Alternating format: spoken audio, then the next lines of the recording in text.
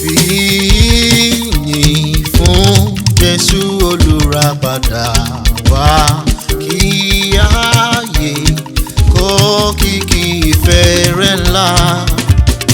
Fìyìn fún ẹ̀yin áńgẹ́lì ológo, fọlá tógo fún orúkọ rẹ̀.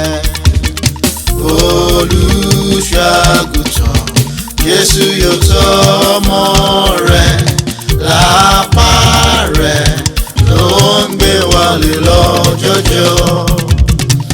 Ẹ̀yin ènìyàn mímọ́ tí ń